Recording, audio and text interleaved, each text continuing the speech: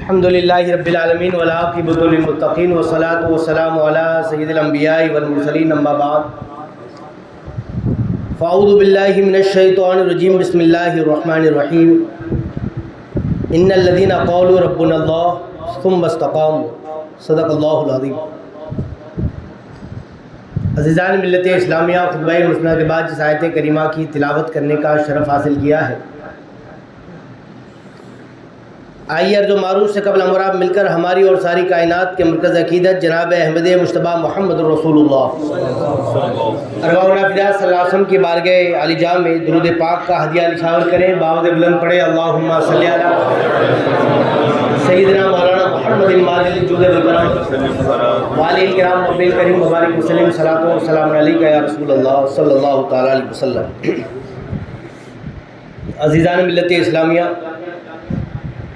آج آل India Qadri mission کی جانب سے شہر سورت میں حضور اشرف الفقہاء علیہ رحمتوں و رضوان کے جتنے خلفاء تھے سب کو ایک اسٹیج پر جمع کرنے کی کوشش کی، اور زیادہ تر حضرات الحمدللہ آج یہاں موجود ہیں۔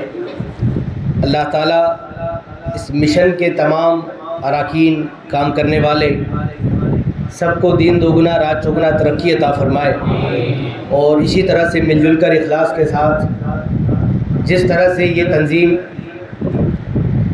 مختلف میدانوں میں کام کر رہی ہے، اللہ مزید اخلاص کے ساتھ کام کرنے کی توفیق عطا فرمائے۔ مغرب بعد سے یہ پروگرام شروع ہے، بہت ساری تقاریر آپ حضرات نے سماعت کی، ہم بھی آدھا پونا گھنٹہ تقریباً 1 گھنٹہ ہونے آیا۔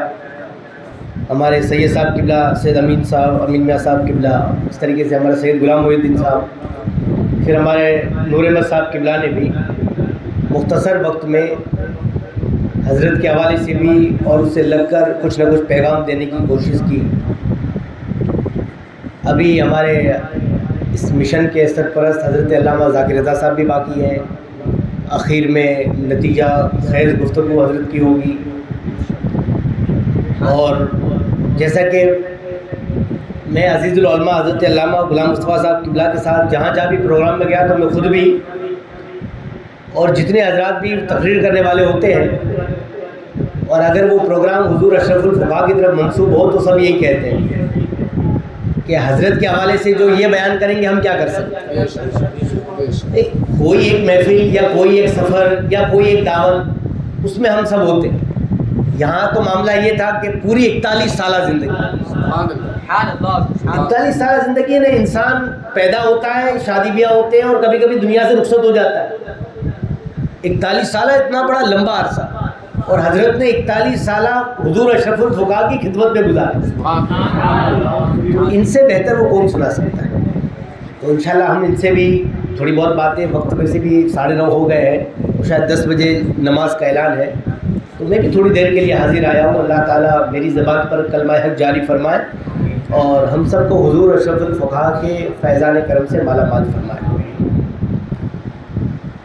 اب دیکھیے، اچھی اچھی باتیں تو آپ نے سنی، اب تھوڑی سی ٹیڑھی میڑھی باتیں کچھ۔ حضرت کی ہمیشہ سے ایک عادت تھی، مطلب کسی بھی چیز کے 2 پہلو ہوتے ہیں، مطلب پازیٹیو ہے تو نیگیٹیو بھی ہے کچھ نہ کچھ۔ کتنے افسوس کی بات ہے، اتنے دنوں سے پوسٹر گھوم رہا ہے فیضان حضور اشرف الفقہاء، اس سے حضور اشرف الفقہاء، اور اتنے سارے علماء۔ ایک ہماری ایک عادت سی ہو گئی، صرف سورت کی یہ تکلیف نہیں ہے، اہل سنت والجماعت پورے ہندوستان کی یہ بیماری ہے کہ شہر کے اگر علماء ہو نا تو کتنے بڑے ہو جائے اپنے ایجنٹ، اگر باہر سے کسی ایک بڑے نامور شاعر کو یہاں بلا لیا جاتا نا تو پیر رکھنے کی جگہ نہیں ملتی۔ یہاں ٹاپ کے علماء بیٹھے، پتہ نہیں ہماری قوم کب جاگے گی۔ اور حضور اشرف الفقہاء زندگی بھر قوم کو جگانے کا کام کرتے ہیں۔ اگر کچھ کرنا ہے نا تو یہ کیجیے، باقی وہ ہر گلی میں حضور اشرف الفقہاء کا عرس منایا جائے گا، 10 لوگ بیٹھیں گے نا یوٹیوب پر ڈال دیں گے کانفرنس ہو گئی، کوئی مقصد نہیں ہے۔ آج آپ دیکھو تو صحیح کن حالات سے ہم اور آپ گزر رہے ہیں۔ جس ذات کے لیے ہم اور آپ آج جمع ہے نا، آپ نے وہ دور دیکھا نا جب NRC وغیرہ کے لیے آواز اٹھانے کی ضرورت تھی نا، تو یہ اپنے وقت کا ایک بوڑھا مجاہد ناگپور میں 3 لاکھ لوگوں کی سرپرستی کر رہا تھا، پھر بھی ہم سو رہے ہیں۔ میں ابھی آپ کو پرسوں کی بات بتاؤں، 21 تاریخ کی۔ دیکھیے یہ حضور اشرف الفقہاء کے تعلق سے اس بات میں میری جو بھی کرنے جا رہا ہوں کچھ نہیں ہے، لیکن یہ موضوع سے میں ہٹ بھی نہیں رہا ہوں، اس لیے کہ حضرت کا مشن یہی تھا، نام نہیں تھا مسلک اعلی حضرت کی ترویج و اشاعت۔ اگر آپ یہ کام کرو گے نا، اسے آگے بڑھاؤ گے نا، خود بخود حضرت کی روح خوش ہوگی۔ حضرت جو کر کے گئے نا، ان کی بنیاد پر تو ان کی قبروں پر نور و انوار کی بارشیں ہو رہی ہے، لیکن حضرت چاہتے تھے کہ ہماری زندگیوں میں بھی ہو، تو اس پر کچھ توجہ کی ضرورت ہے۔ وہ یہ توجہ کے لیے ہمیں کیا کرنا پڑے گا؟ ہمیں ایک پلیٹ فارم پر آنا پڑے گا۔ وہابیوں سے بات نہیں ہے، ملاقات شیعوں سے رشتہ جوڑنے کی کوئی ضرورت نہیں ہے، ہمیں کہا رافضیوں کی ضرورت ہے، سنی مل جائے نا، سنی مل جائے نا۔ یہاں ہمارے مولانا خیر الحسن صاحب ایک مسجد کے امام ہیں، مفتی سلیم صاحب ایک مسجد کے امام ہیں، نور احمد اظہری صاحب ایک مسجد کے امام ہیں، ہمارے حافظ وسیم صاحب ایک مسجد کے امام ہیں، اور دیگر ہمارے مفتی فیروز صاحب یہ بھی اس مسجد کے امام ہیں۔ ہر مسجد کے مصلی اگر آج آ جاتے نا، ہر مسجد کے مصلی، یہ پورا محلہ بھر جاتا۔ آپ اپنے امام کے ساتھ مخلص نہیں ہو، اپنے امام کے ساتھ آپ دیکھیں تو صحیح ہم کس لیول پر ہیں۔ پھر باتیں کرتے ہیں کہ وہ بھاجپا یوں کر رہی ہے، بی جے پی نے تم کو روکا ہے مسجد میں مت۔ کیجریوال بہت اچھا ہے، کیجریوال آئے گا تو مسجد کے 3 فلور بھر جائیں گے کہ وہ خود بنا دے گا اپنے پیسے سے۔ کیوں اس طرح کی بہانے بازیاں کر رہے ہیں؟ کیوں اس طرح کی باتیں کر رہے ہیں؟ ابھی میں پرسوں 21 تاریخ کی بات بتا رہا ہوں، ہماری عادت بیکار کے اسٹیٹس تو اتنے رکھ دیں گے کہ جس کی کوئی حد نہیں۔ ابھی سرکار اعظم کی ناموس کے حوالے سے جتنی باتیں چلی، آپ دیکھ لیجیے سرخیوں کے اسٹیٹ اور پورے سنیوں کے دیکھ لیجیے، ایسا لگ رہا تھا کہ سارے عاشق ہندوستان میں بھرے۔ مجھے بتاؤ کس کو پتا ہے کہ 21 تاریخ کو قمر عثمان غنی صاحب کی سنوائی تھی؟ کیا بات، کتنے ہاتھ اٹھائے؟ کسی کو دیکھ کتنے لوگوں کے ہاتھ۔ 21 تاریخ کی جب وہ میں نے رپورٹ پڑھی نا، تو کہیں نہ کہیں تو آنسو تھے یار۔ یہ علماء اپنی جانیں دینے سے نہیں گھبراتے۔ مجھے آج بھی یاد ہے کہ مولانا قمر عثمان غنی صاحب کی جو ملاقات کے بعد کی جو انہوں نے رپورٹ لکھی نا، وہ بندہ لکھتا ہے سنوائی ہوئی تو معلوم تو تھا ہی کہ آج بھی ضمانت تو ملنا ہے، اس لیے کہ جب قانون حکومت وہ سب کچھ ہونا نہیں تھا، لوگ پھر بھی دہلی سے پہنچے تھے اور کورٹ کاروائی کچہری سب مکمل ہو گئی، تو بات یہ ہو گئی کہ اگلی تاریخ دے دی گئی۔ اب یہ جو دہلی سے آئے تھے وہ ملاقات کے لیے گئے کہ حضرت سے ملاقات کرنا جاننا چاہتے ہیں، تو جیل میں ملاقات کے لیے وہ گئے۔ جب ملاقات ہوئی نا تو انہوں نے کہا کہ حضرت نے سلام دعا کے بعد ہم نے دیکھا کہ چہرے پر کمزوری کے آثار تھے، لیکن اس کے باوجود چہرہ تر و تازہ تھا، اس کے باوجود چہرہ تر و تازہ تھا۔ اور اس کے بعد کا اگلا جملہ یہ تھا کہ سلام اور خیر خیریت کے بعد پہلا جملہ یہ کہا کہ ہمارا مشن کہیں رک تو نہیں گیا، ہمارا مشن کہیں رکا تو نہیں۔ اور جو اس کے بعد کی بات چیتیں تھی وہ سب ختم ہوئی۔ جب وہ نکلنے لگے، نکلنے کے بعد انہوں نے رپورٹ لکھی نا، تو رپورٹ میں یہ جملہ لکھا کہ ہم نے اتنے دنوں کے بعد آج ملاقات کی، لیکن وہ بھی ایسا مرد مجاہد کہ مشن پر پہلے سوال جواب ہوئے، بعد میں اپنے بچوں کی خیریت پوچھی۔ ایک بچی 8 سال کی ہے، لڑکا 11 سال کا۔ مجھے حیرت ہو رہی ہے، اللہ نہ کرے اللہ نہ کرے وہ مرد مجاہد انتقال کر جائے گا نا، تو ہم ہی کندھا دینے کے لیے کہاں سے کہاں پہنچے۔ گلی گلی اور مسجد میں عرس منایا جائے گا، ایک عاشق شہید ہو۔ ایسی ضرورت ہے اس قوم کو صرف عرس منانے اور صرف کندھے دینے۔ ہمارا معاملہ تو یہ معلوم ہے، حضرت عبداللہ کا آپ نے واقعہ سنا ہے، حج کے لیے نکلے تھے اپنے گھر سے، راستے میں ایک مردار کھانے والے کو دیکھا نا، پورا حج کا نفقہ مال اسے دے دیا اور حج پر نہیں گئے. ایک آس رہ گئی کہ حج کے لیے نکلا تھا نہیں گیا. واپس آنے والے نے اپنے وقت کے ولیوں نے کہا عبداللہ تجھے مبارک ہو. کہا کس چیز کی؟ کہ تو نے حج کیا. کہا میں تو گیا ہی نہیں. فرمایا تو اس بات سے انکار کرتا ہے کہ ہم نے خود تجھے شیطان کو کنکری مارتے دیکھا تھا، ہم نے خود تجھے مزدلفہ میں دعائیں کرتے دیکھا تھا، ہم نے خود تجھے طواف زیارہ کرتے دیکھا تھا، تم تو اس دین کے ماننے والے ہو. اور وہ ذات، اب دیکھو تو صحیح، حضور اشرف الفقاء نے 41 سال، یہ باتیں کرنا آسان ہے، رانی تلاؤ میں بات کر کے تو دیکھتے. آج جا کر اگر کوئی آدھے گھنٹے کی وہابیوں پر گالی گلوچ کر کے یہ سمجھتا ہے کہ میں نے تو ان کی پوری تاریخ بتا دی ہے، تو یہ حضور اشرف الفقاء کا احسان ہے. تمہارے اندر طاقت بھی نہیں تھی کہ تم وہابیوں کا نام تک لے سکتے. انہوں نے ان کے مرکز میں کھڑے ہو کر 41 سالہ گفتگو. لیکن آپ دیکھو تو صحیح کتنے آئے ہیں، سب پڑھے ہیں کہ وہ ایسے ہے، وہ فلاں ویسا ہے، انہوں نے پروگرام رکھا ہے، انہوں نے رکھا ہے، فلاں نہیں آ رہا ہے، فلاں منع کرتا ہے. ارے تم اس صاحب عرس کے نام پر جمع ہو جاتے نا، اللہ تمہارے دلوں کو آپس میں جوڑ دے. لیکن میں اپنے بھائیوں سے دوستوں سے کوئی لمبی چوڑی تقریر نہیں کر رہی. مجھے معلوم آپ کو سید صاحب قبلہ نے، سید غلام الدین صاحب قبلہ نے شروع میں جو جملہ فرمایا نا کہ حضرت کا کوئی بدل یہ حضرت کا میں سمجھتا ہوں کہ اپنی طرف سے انہوں نے جملہ کہا. لیکن آج بھی مجھے یاد ہے کہ جس دن حضرت کا انتقال ہوا حضور اشرف الفقاء کا، تو ہم بڑی کوشش کے بعد بھی ہم ناگپور نہیں پہنچ سکے تھے.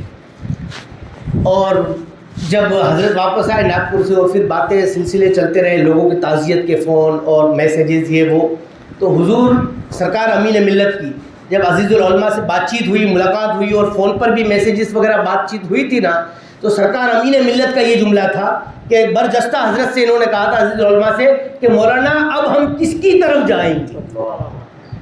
اس خانقاہ کا صاحب سجادہ، خانقاہ مارانا مطالعہ بھی کوئی 5-10 سال پہلے کی بات نہیں ہے، یہ 700 سال سے روحانیت کا فیض یہ ہندوستان کی سرزمین پر تقسیم کر رہے ہیں. اور وہ وہاں کا صاحب سجادہ یہ جملہ کہتا ہے اب ہم کس کی طرف جائیں گے؟ اب مولانا کون ہمارے درمیان مفتی رہا؟ تو کہیں نہ کہیں یہ سمجھنے کی ضرورت ہے کہ کون ہمارے درمیان سے گیا ہے. لیکن آپ دیکھیں تو صحیح، لیکن ایک بات آپ یاد رکھیں، یہ جو میں باتیں کر رہا ہوں نا، اس میں بظاہر ہو سکتا ہے مایوسی والی باتیں ہوں، لیکن آپ یاد رکھو کہ یہ امت پر یہ دور پہلی مرتبہ نہیں آیا ہے. آپ ہر 100 سال میں، بلکہ پہلے تو وہی جب رسول اللہ کی وفات ہوئی نا تو ایسا بھیانک دور آیا تھا کہ ساری طرف ایک رونا، ایک عجیب سی کیفیت تھی. آپ کو معلوم ہے اس عجیب سی کیفیت میں ایسا تھا کہ ابھی صحابہ کہیں بکھر جائیں گے، پتہ نہیں کیا ہو جائے گا، دشمن حملہ کر دے گا. اس وقت اللہ تعالیٰ نے اپنے محبوب کے دین کی حفاظت کے لیے کس کو چنا تھا معلوم ہے؟ دنیا سوچ نہیں سکتی تھی، وہ سب سے زیادہ نرم دل رکھنے والا، وہ سب سے زیادہ نازک اور وہ سب سے زیادہ بظاہر کمزور دکھنے والا ابو بکر اتنا مضبوط ہو گیا تھا کہ اس نے رسول اللہ کے منبر کو سنبھالا. اور جب وہ آیت کریمہ تلاوت فرمائی نا، عمر جیسا بول پڑا تھا، ہمیں ایسا لگ رہا ہے کہ یہ آیت آج نازل ہوئی، ہم تو بھلا بیٹھے تھے ابو بکر نے یہ کیا تلاوت کر دیا، ہم تو ہوش میں آ گئے. تو آپ سوچو تو صحیح، یہ پہلا دور تھا. اس کے بعد پھر حضرت عمر کی شہادت، حضرت عثمان غنی کا جانا، مولائے کائنات کی شہادت، واقعہ کربلا، ہر دور میں. اور اس کے بعد ایسے بھی دور آئے اپنے وقت کا امام مجتہد امام احمد بن حنبل کہ جب بغداد کی سرزمین پر، بغداد کی جیل میں حضرت کو قید رکھا گیا اور اس وقت آپ نے اپنی پوشت پر کوڑے کھائے، سب کچھ ہوا، لیکن پھر اللہ نے بغداد سے اسلام کو سرفرازی عطا فرمائی. ہر صدی میں ایسا ہوتا رہا ہے، لیکن وہ زندہ رہ جاتے ہیں جو اس زوال کے وقت قوم کو اٹھانے کا کام کرتے ہیں، دین کو آگے لے جانے کا کام کرتے ہیں. اور تاریخ انہیں بھلا دیتی ہے، تاریخ ان لوگوں پر لعنت بیچتی ہے جو زوال کے وقت بھی ایسے کام کرتے ہیں جو قوم کے زوال کا سبب بنتے ہیں. تو آج ضرورت اس بات کی اہل سنت والجماعت اتحاد کی فکر کرے. حضور اشرف الفقاء کی سب سے بڑی فکر یہ تھی، ہمیشہ یہ فکر تھی کہ اہل سنت والجماعت کس طرح سے ایک پلیٹ فارم پر آئے. یہی وجہ ہے کہ حضور اشرف الفقاء نہ کسی تنظیم کے معاملات پہ پڑے، نہ کبھی ان کا رد کیا، لیکن اس کے باوجود محتاط کا یہ عالم تھا کہ کسی کے ساتھ جڑے نہیں، تنہا مسئلے کے اعلیٰ حضرت کا پرچم آخر عمر تک آپ جہاں تک ہو سکا پہنچاتے رہے۔ اور آپ کو حیرت ہوگی، آپ کو میں حیرت کی بات بتاؤں، آج جو لوگ کہتے ہیں نا یار حج کی کیا ضرورت، یہ حج کرنے جا رہا ہے، اس سے بہتر ہے کہ کچھ غریبوں کو گھر میں اس کا اناج بھرا دے، کسی بیوہ کی شادی کر دے۔ آپ کو پتہ ہے یہ بنیادی ہے، اسلام کے جو بنیادی ارکان ہیں نا اس میں سے حج ایک بنیادی رکن ہے۔ اور آج ہم 2019 میں حضور اشرف الفقہاء کے ساتھ حج کیا تھا، اور اس کے بعد 20 میں حج نہیں ہوا، معاملات کورونا کے، 21 میں بھی یہی پوزیشن تھی کہ وہاں کے 10,000 لوگوں کو حج کروا لیا، تو 2 سال نہیں، یہ 22 میں پھر حج کے لیے پوری دنیا سے 10 لاکھ لوگوں کو دعوت دی گئی۔ اللہ کا شکر ادا کرتے ہیں ہمیں بھی یہ سعادت میسر آئی کہ حج کے دنوں میں ہم وہاں تھے، قسم خدا کی مسجد میں کھڑا ہوں، ایسے ایسے مسئلے آئے کہ حضور اشرف الفقہاء برجستہ یاد آتے تھے۔ آپ کو پتہ ہے کہ حج کے لیے کبھی کبھی ایسا ہوتا ہے کہ بندے کو حج کی حاجت نہیں ہے، لیکن بندہ اس لیے جاتا ہے کہ اس کے جانے سے کئیوں کے حج صحیح ہو جاتے ہیں۔ تو یہ آپ تاریخ کا مطالعہ کریں، اعیان الحجاج ایک کتاب، اس کتاب کا مطالعہ کریں تو آپ کو پتہ چلے گا، اس میں صرف حاجیوں کے بیانات ہیں۔ تو اس میں بڑے بڑے بادشاہ وقت جب حج کے لیے جاتے نا تو اپنے ساتھ کسی بڑے عالم کو لے کر جایا کرتے تھے، مقصد یہ ہوتا تھا کہ یہ میرے ساتھ رہیں گے نا تو میرا حج صحیح ہو۔ آج ہم لوگ ٹور ڈھونڈتے ہیں، اچھا ٹور ہوگا نا تو مسئلہ نہیں ہوگا، اس لیے مقصد ہی کھانا پینا لے گیا۔ مجھے حیرت ہوتی ہے وہاں بھی مینا مزدلفہ میں بھی لوگ جگہ کے لیے کھانے پینے کے لڑتے ہوئے، مقصد۔ تو میرے عزیز ساتھیوں، آپ اللہ کا شکر ادا کرتا ہوں میں کہ اتنے لوگوں کو تو اللہ نے توفیق دیا جمع ہوگی، یہ توفیق کی بات ہے، اتنا بڑا صورت تھا، آپ ہی لوگوں کو چنا گیا، اس پر آپ شکر ادا کریں۔ اور پھر سب سے اہم چیز یہ ہے کہ اس مشن کو آگے لے کر جائیں، یہ بہت ضروری ہے اگر آپ واقعی دین کے لیے کچھ کرنا چاہتے ہیں تو۔ اب دیکھیے دین کے لیے کیا کرنا، تو ہر آدمی اپنی استطاعت کے مطابق دین کے لیے بہت کچھ کر سکتا ہے۔ سب سے آسان اور بہتر طریقہ کیا معلوم ہے؟ میں دین کے لیے کچھ کرنا چاہتا ہوں حضرت، تو کیا کر بھائی، تو اپنے گھر والوں کو سدھار، دین کی یہ بہت بڑا کام۔ ہر محلے کے لوگ، یہاں اگر ایک محلے کے 10 لوگ آئے ہیں اور 10 لوگ یہ ذمہ داری لے کر ہمیں دین کا کام کرنا ہے، تو اپنی فیملی کو سدھار، 10 گھر محلے کے سدھر جائیں گے۔ جس محلے کے 10 گھر سدھر جائیں گے، ہر ایک گھر نے ایک گھر لیا تو سوچو یہ کہاں جائے۔ لیکن یہ کام کرنا پڑے گا، اس کے لیے ضرورت ہے کہ ہمیں عملی طور پر آگے آنا پڑے گا۔ اللہ تعالیٰ مجھے آپ سب کو حضور اشرف الفقہاء کے فیضان کرم سے مالا مال فرمائے، بولنے میں جو کمی ہوئی ہو اللہ تعالیٰ معاف فرمائے، اخلاص کے ساتھ عمل کی توفیق عطا فرمائے۔ استغفر اللہ ربی من کل ذنب واتوب الیہ۔ السلام علیکم ورحمۃ اللہ۔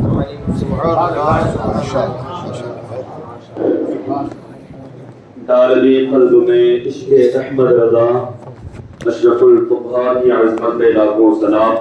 آئیے بغیر کسی تاخیر کے فکر رضا کی ترویج